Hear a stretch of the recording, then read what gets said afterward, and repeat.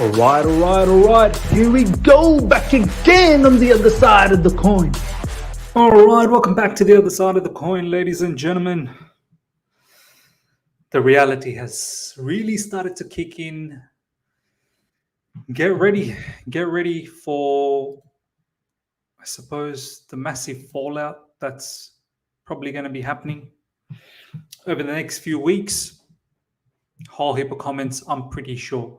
A lot of comments will come out. A lot of people will be chattering. Players will be saying a lot of stuff, I'm pretty certain. A lot of players will be leaving. And of course, we have the new manager situation. We'll see who we get.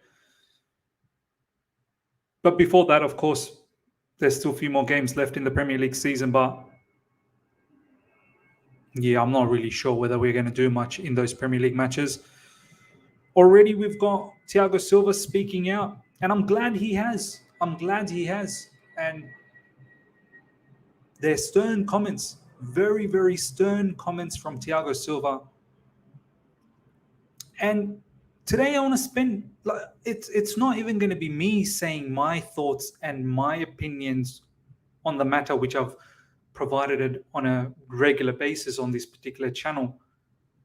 Majority of you guys understand where I'm coming from. There are small portion that still seems to not understand why all these, pressure towards the owners and this, that, the other. Well, now today we want to take this particular stream and demonstrate that it's not just like us fans, content makers, whatever you want to call it, players, current players, ex-players, players like Didier Drogba saying he doesn't recognize his club anymore. Joe Cole had a few things to say as well, which I want to share. Obviously, Thiago Silva coming out and saying a few things as well, which I'm going to share. Very, very damning comments. Very, very damning comments. And of course, I want to share with you guys what Arsene Wenger had to say as well. I know Arsene Wenger has got no affiliation with Chelsea, but from a footballing standpoint, it's quite damning. Do you know what I mean? So we want to share all of that, and then I'll let you guys decide how you feel about everything. Whether people are being harsh on the new owners or the new owners at the end of the day, you got to wake up. This season's gone. This is a write-off. At the end of the day, these owners are not going to go anywhere. They're staying, which is fine. I've got no issues with it. There is no other options. No problems. You stay. But fix up quick. We've potentially played our last Champions League football for I don't know how long. I don't really know how long. Definitely we're not there next season. Can we be there the season after? We'll see.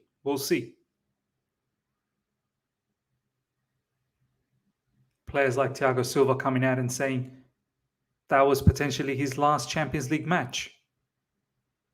It really does make me sad. It makes me sad as a fan that was his last Champions League match. That match, that lineup, that spanking from Real Madrid over the two legs. It's not pretty. It's not nice. So we have to fix up. We have to start doing things properly. We have to learn. The owners have to learn. This isn't your basketball and your whatever LA Dodgers baseball. This isn't American sport. This is European football. It's run differently. You got to understand.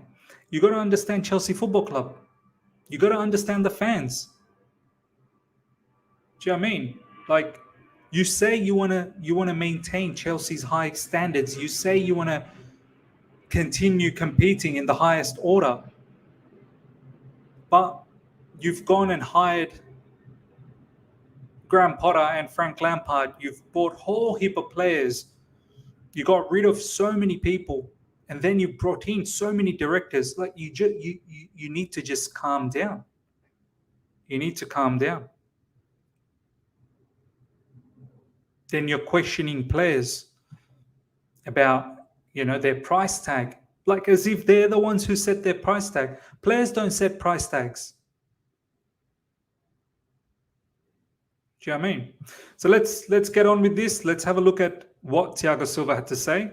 Over 160 people live right now. First of all, let's take a moment. Each and every one of you guys, thank you so much for joining. First of all, really appreciate you guys joining on a daily basis. You know, coming here early morning UK time and spending the time with me. So really appreciate that.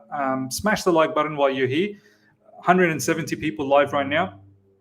Take a moment. Let's get those likes up to well over 100. Easy. Let's bump it. Let's give it a real good push and let's get it up to 100 immediately.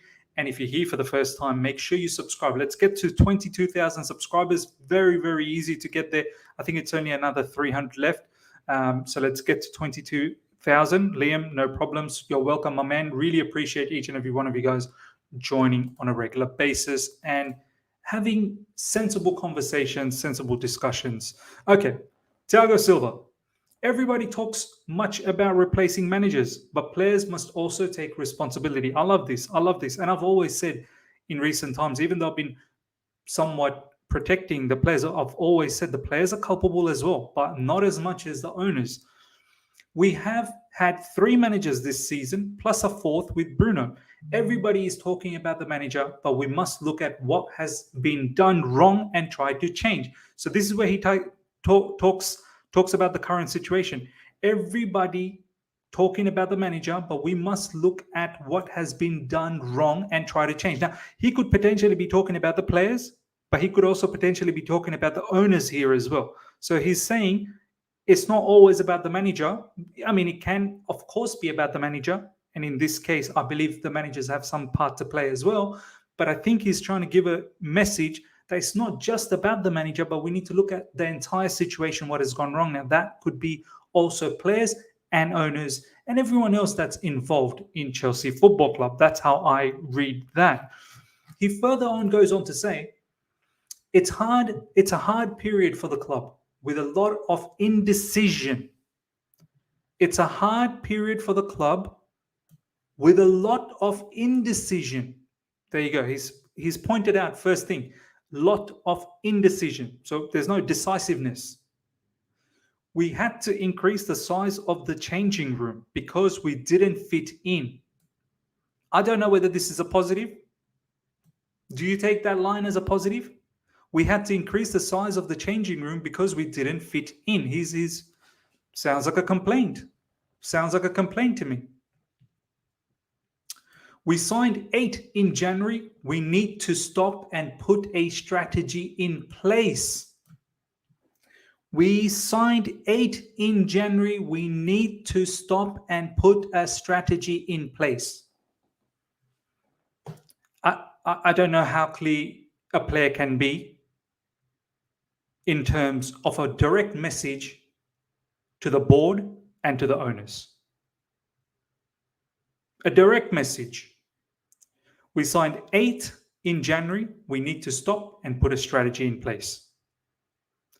Then he goes on to say, otherwise, next season, we could make the same mistake. And this is exactly how the fans are feeling. This last line, otherwise next season, we could make the same mistake. This is exactly how what I've been saying in recent times, what you guys have been saying in recent times. Many are saying, no, Miz, we'll come back. We will come back. Well, we hope to come back. Of course, we hope to come back. We need to come back. But we continue this manner, the way we're going, we will make the same mistakes again. We will make the same mistakes again. So, as you can see, ladies and gentlemen, Thiago Silva speaking out. And do you know what? If Thiago Silva is, and now I understand why Bell Silva has been doing a madness in social media. You know, every time we lose or every time we have a negative result, or even when Thiago Silva's not playing, when he's injured, Bell Silva is so invested. She's so invested in Chelsea Football Club. You know, from her vibes. And if Thiago Silva is feeling like this, don't you dare for a second think he's the only one that feels like this. If Thiago Silva is feeling like this, you best believe the entire squad has the same sentiment. Same sentiment. So now you understand why I've been on players' side in recent times. As I've always said, players are 100% culpable. There is no two ways about that. But they are not the crux of the issue. There are bigger environmental issues that's going on. You give a player a poor environment, a poor surrounding, and Thiago Silva has said here, with a lot of indecision, you give players a particular environment where it's very indecisive, where there is a lot of uncertainty, a lot of confusion, you best believe the players will be scrambled. Players will be scrambled. I cannot help to think that these players, if they played elsewhere, all of these players, if they played in Man City, if they played in, even Brighton, if they played in wherever, I cannot help to think that they play better. I cannot help. I feel like they would do better. Why has the entire squad? Do you understand? Yesterday, Frank Lampard, ladies and gentlemen, post-match said he selected the lineup the way he did. All of us laughed at it, right? Nearly 300 of us are live right now. All of us laughed at the lineup that Frank Lampard put out yesterday, yeah? And we were put off by it, correct? Frank Lampard, post-match, if you guys heard, said, I selected the team the way I did because of the most fittest and the ones that can give us the most on field. He chose the starting lineup based on the most fittest and the ones that can give the most effort. What does this say about the subs then? What does it say about the subs? They're not fit. They're incapable of giving all the effort. That's a lot of players. That's a lot of players. I get it. I get it. These players, they need to finish their meal. They don't do it. But how can we expect 2 chances that fell for N'Golo Kante, 1 for Cucurella? It didn't even fall for Kai Havertz. Like, I can say 2 chances for Kai Havertz, he should have put it away. He's an attacker. 2 chances fell for N'Golo Kante. 1 chance fell for Cucurella. We're not sitting here saying chances fell for Havertz and Conor Gallagher. Surely Frank Lampard didn't bank on N'Golo Kante to score a brace and Cucurella to score one to win us the game. A lot of people are up, jumping up and down saying, for 60 minutes, Frank Lampard had Ancelotti's number. Frank Lampard coached a win. There's a lot of people that are saying that. Frank Lampard coached a win. I'll tell you, I'll show you right now. I saw this from, I think, someone from Twitter. I think it was Sioun. Sioun actually stated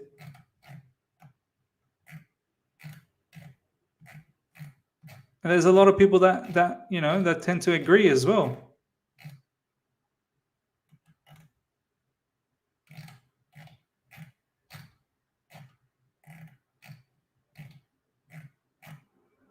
Unless he deleted, did he?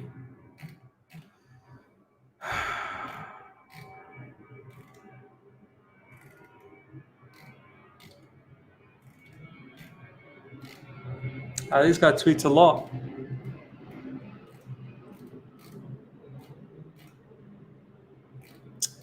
My days. This guy tweets so much.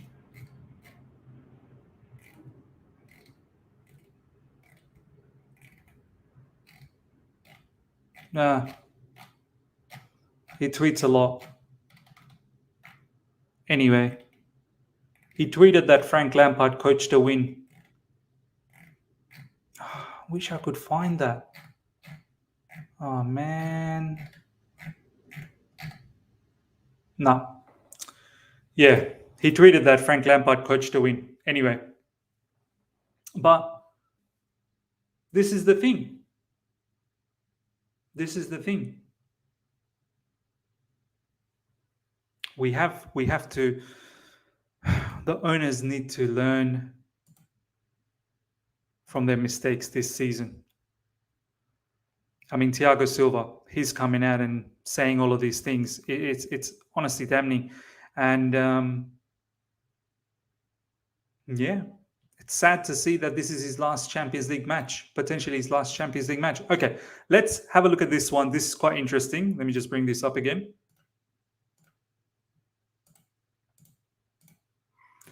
Let's check this out, what Arsene Wenger had to say. This is very, very interesting.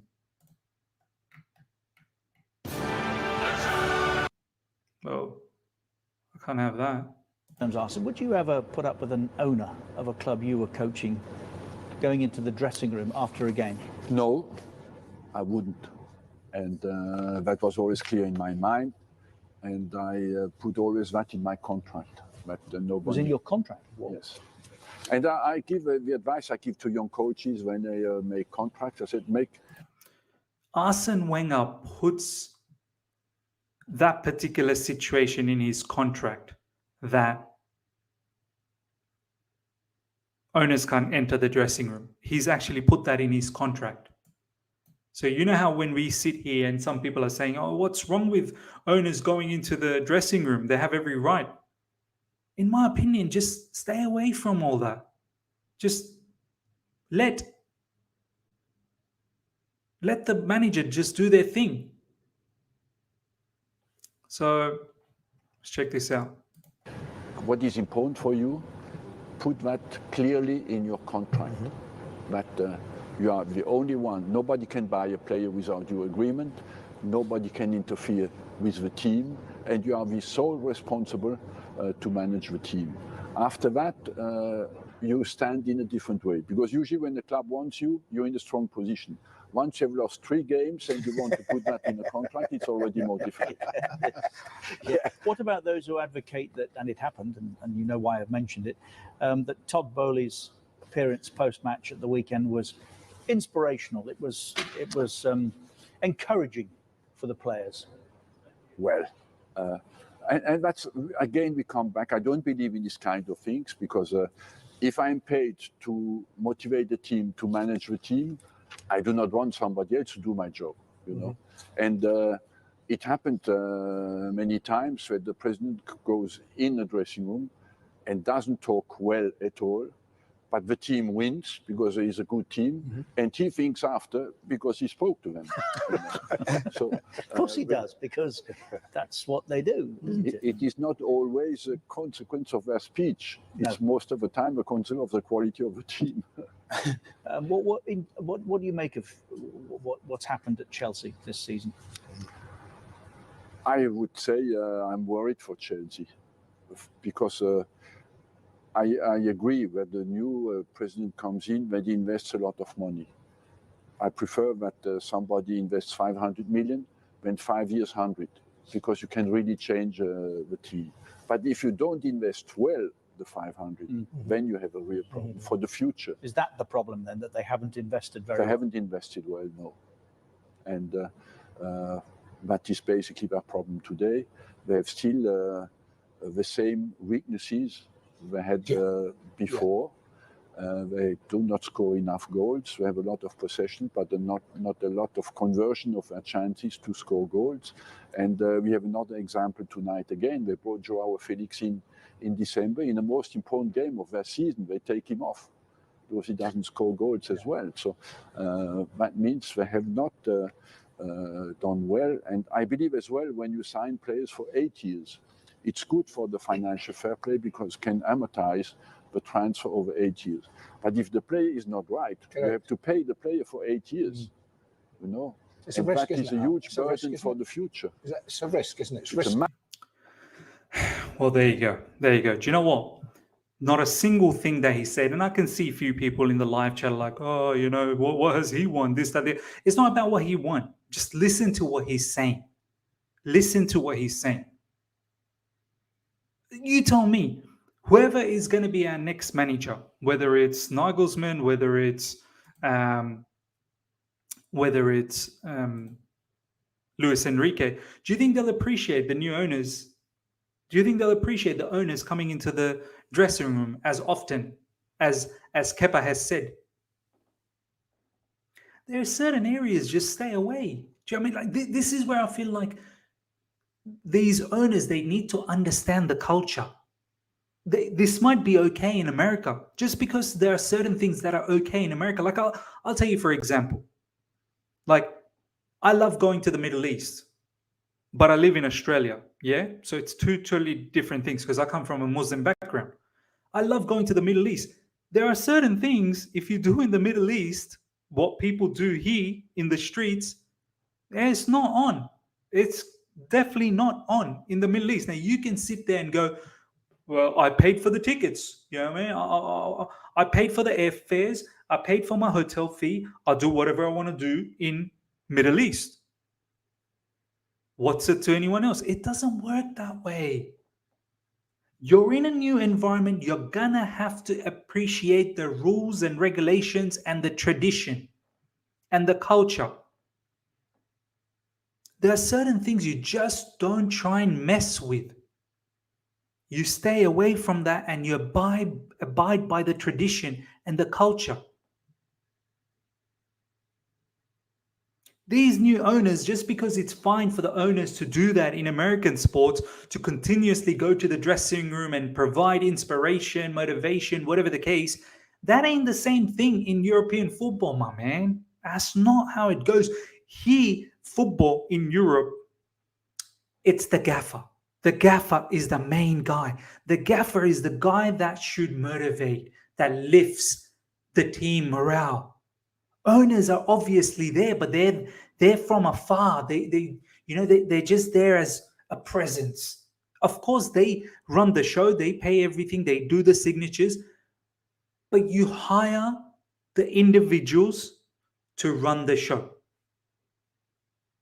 Now you tell me, whoever the new manager is, Nagelsmann or Enrique, they're the favorites, right? Do you think they're going to really like? They're trying to impose a image to the players, and then consistently, if the owners keep coming in and intervening, well, these managers will be like, do you know what? You run the show, you do it. Why don't you just do it? So they just have to stop. They got to stop this. Learn, understand, stop that. Let the board of directors run the show. Let the manager, like, allow, like you got in Frank Lampard, allow Frank to run the thing.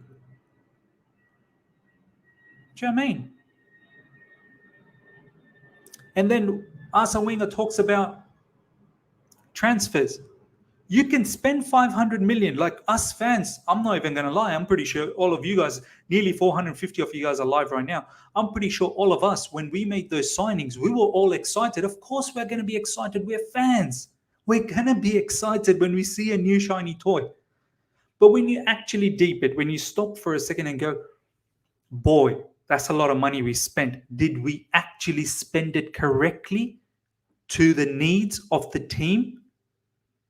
How are we still short on a defensive midfielder? How are we still short on a striker? How are we still short on XYZ goalkeeper? The people say the spine. How?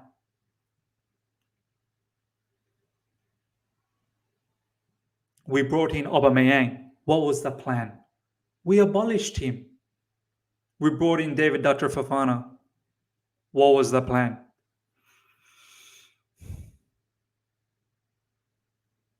We get in João Felix, who don't play in the quarterfinals of the Champions League, second leg, 2-0 down. What message is that, I suppose, saying, right? We brought in Sterling. He don't start. So there's a lot of things we've got to learn from. Thiago Silva is bang on. Thiago Silva is bang on. We need to stop. Have a strategy. Have a strategy. Before we buy anyone in the summer,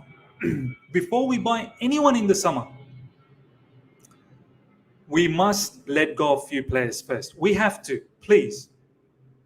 The new manager, whoever it is, they need to have a pre-season where it's less amount of players.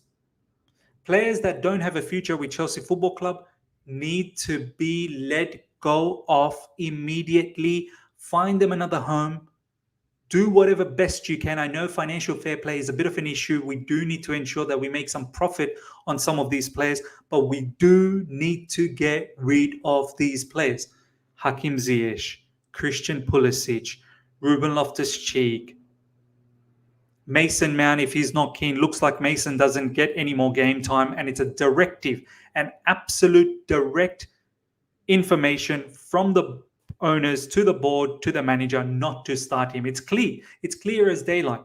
Kai Havertz, Himanshu, you're right. All of these players need to go.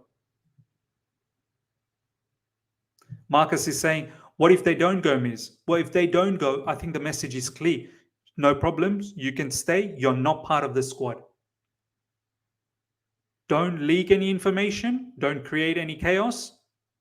Do not start controversy. Clear-cut message, you're not going to be part. Just like Aubameyang, you're abolished. Milo, but it's true. What is someone who knows nothing about football going to tell the player that the managers aren't going to? What know-how do they know about the on-field performance? Exactly.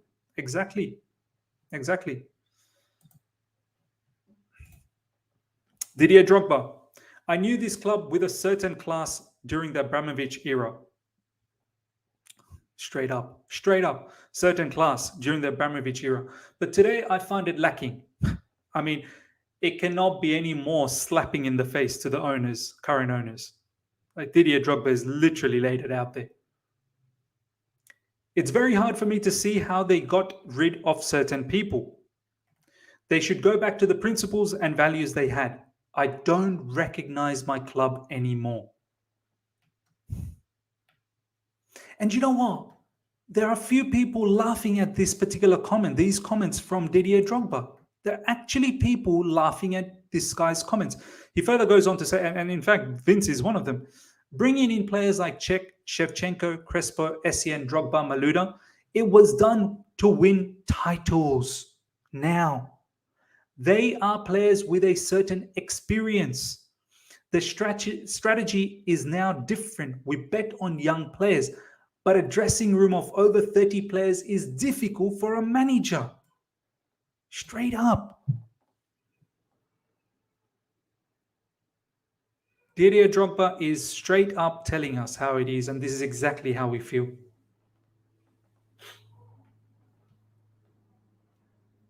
Look at the caliber of players we brought in. Cech, Shevchenko, Crespo, Essien, Drogba, Malouda. It was players to win now. Immediately, let's start creating something. But now we've put a bet on youngsters. And do you know what? These young players, the level of adversity they're seeing right now is damaging to their mentality. It really is. It's damaging to their mentality. How some of these players are actually going to get out of this mentally. English media don't help either, man. They'll bash these players. They'll bash the club. I'm worried. I'm worried for players like Enzo Fernandez. I'm seriously worried about Mudryk, man.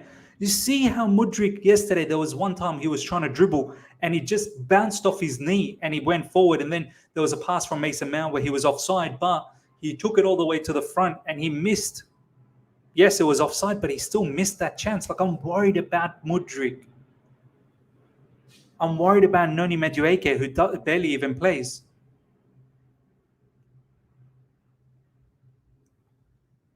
We brought in a lot of young players, but what kind of environment are we giving them? What kind of pressure cooker situation that they're in? Do you know what I mean? Nagelsmann will be worse than Potter. You heard it first. It's one thing to start buying young players, but because Todd Bowley has no long-term plan, there's basically flying blind. They need to see a clear trajectory for the development as players. I love Drogba, but the comments yesterday, it just doesn't go well. The ownership change has affected him, I guess. We as fans have to stand by the team now. We have to show support. But Ravi, we are always going to be there to show support. That's not the issue. I think the issue is whatever wrong is being done, it needs to be called out. It's not acceptable to be 11th. I think majority of the fans would not really bother too much if we were, let's say, 7th, 6th. I think people could accept that. But the fact that we're 11th and we are sliding, by the way, we are sliding. We should probably be 13th, 14th, because I don't know if we're going to win. And the manner with that we got out against Real Madrid, like, yes, it's absolutely possible to get knocked out by Real Madrid. It's absolutely possible. But to not score over 2 legs, getting beaten comprehensively, and in all honesty, the first 60 minutes that we so seem to look good, I feel like Real Madrid probably didn't even try that hard. Like, I honestly feel Real Madrid didn't try in the first, and then when they finally did try in the second half, they took us apart. They took us apart. Joe Cole, do you think maybe these guys who run these clubs, they have these massive companies with thousands of employees, a 30-man squad? They might think that we've had 30 employees in a certain job. It's fine. You manage them, but pro footballers, it's difficult to manage them. Yeah.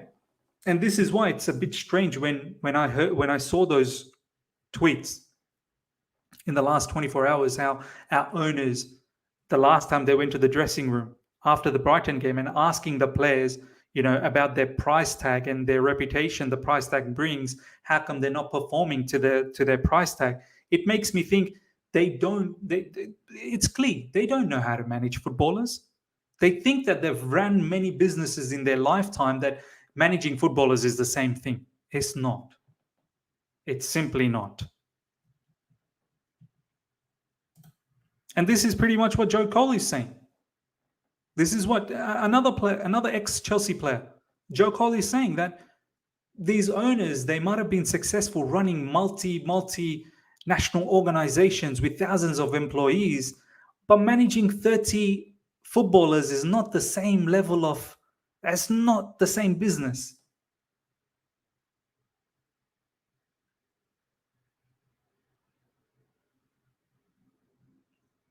Nicholas, Todd Bowley isn't helping the situation either by telling them how much he paid for them and why they aren't scoring 100 goals and all that jazz. He's crippling the young players' mentality. Yeah, this is what I'm saying. This is what I'm saying. Chelsea Ultra, I doubt the owners want a yes man, and if they do, they won't get any of their elite managers to manage us, because surely that's not how they work. If they want a yes man, they are. Yep. Everyone makes mistakes, Ms. Our owners were too ambitious this year, but I'm sure such successful businessmen learn the lessons quickly. That's why we can see them not urging into manager selection. Look, I hope they do. I hope they learn their lessons quickly. But I think where they're getting mistaken is they think, and this is, I think, where you're somewhat getting mistaken as well, Ravi. We look at them that they're successful businessmen running massive organizations, but running a football club is totally different. It's not running a business. Running a football club is totally different. You need to know about the industry a lot better, especially European football as well. It could be different in America, in MLS, but you have to have some know-how in football. Some people are saying, Miss, check out Fab's tweet. What am I checking out? Am I checking this out from Napoli? Napoli direct. Honestly, we were never close to signing Cristiano Ronaldo. He was never a target for us, despite links. Why am I looking at that? Oh, okay. Luis Enrique has always been appreciated by Tottenham, says Fabrizio Romano, but with Chelsea also in the mix, the former Barcelona manager is in no hurry to make a final decision. Look, I don't want to get my hopes up. You know how much I want Luis Enrique. I would love Luis Enrique. I think I was the first one out of all the Chelsea content makers to start talking about Luis Enrique and saying that I would like this particular person to come and take us. But I think it's going to be Julian Nagelsmann. So look, if it's Luis Enrique, fantastic. I'll be ecstatic. I think he's the perfect person for us for the time being. But if it isn't, what can I do? Big Goose, yeah, Miz, that's why our directors are there to see manager situation now. So I think once a lead manager comes, then they will slowly back off. I hope they do. I hope they do. Rio Ferdinand, I think it would be a mess if they come in now. Frank Lampard is here. They've made that decision. You've got to live and die by that now. See it away until the end of the season. But if there is a pre-contract agreement to be signed where you can start prodding and looking at the team from afar, but really identifying who he wants to keep and who he wants to get out of the door. So look, I'm in the same agreement now. I mean, there's no point in changing Frank now. As much as I wanted the new manager to come in, now you might as well. Everything is ruined this season anyway. Get the pre-contract ready if you can. Get the pre-agreement ready with the new owners, with the new manager, if that is possible. But there's no reason to maybe get rid of Frank now. I mean, what's the point? The damage is already done. You might as well carry on with it. I don't know why Frank took this job. Kudos to him for taking it. Maybe he was thinking perhaps he can do a bit of a madness and maybe line up his next job. But I think he's completely tarnished his opportunity to get a next job. It'll be very difficult to find another job for him in managerial position, unless he goes to Championship or maybe even abroad. Who knows? And yeah, let's see what happens with the players now. With nothing to play anymore, what happens now? What happens now? At least when we had the Champions League, there was some sort of hope. But with now nothing to play, I mean, can they really get up for the Premier League matches? Can Frank keep them motivated? I suppose so far it's not been easy. Being a good businessman and making money through investment capital is very different to running a football club, and these Americans just know nothing at all about it. Absolutely right. TC, thank you so much for the super chat. Do you think Don Carlo is worth a shot? Hope you're well now. Thank you, my man. Hope you're doing well too. Look, I'd love Carlo Ancelotti. I would love him, but he's not coming to Chelsea. He's not coming to Chelsea. I think he's going to wrap things up with Real Madrid and then perhaps go to Brazil, take the national team job over there. So yeah, ladies and gentlemen, we'll wrap things up. Smash up the like button. We've got more than 480 people live right now. Hope you guys have enjoyed this. And if you're just tuned in, check out from the beginning. Leave the comments below. If you're here for the first time, subscribe. Make sure you subscribe. I shall see you guys for All You Can Eat Chelsea, which should go live in a couple of hours' time. So I'll see you then. And I'll see you guys later on tonight after the Champions League match to bring you the latest in Chelsea news. I'm pretty sure there's going to be a lot of stuff that's going to be happening over the next few weeks until the season ends. It's going to be quite chaotic. I think we're going to see a lot of conversations. We're going to see a lot of comments from many, many people. Until next time, everyone, take care. See ya.